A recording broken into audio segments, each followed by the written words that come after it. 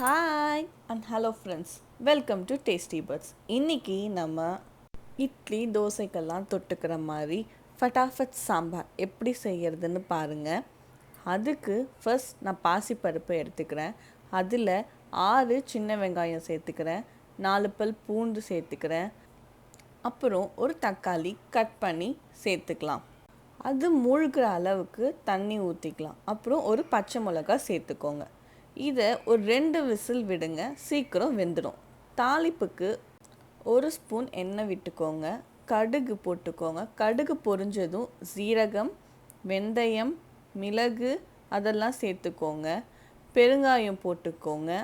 காஞ்ச மிளகா காரத்துக்கு ஏற்றாற்போல் சேர்த்துக்கோங்க. அப்புறம் வெந்த பருப்பில் 1/2 ஸ்பூன் மஞ்சத்தூள் சேர்த்துக்கோங்க.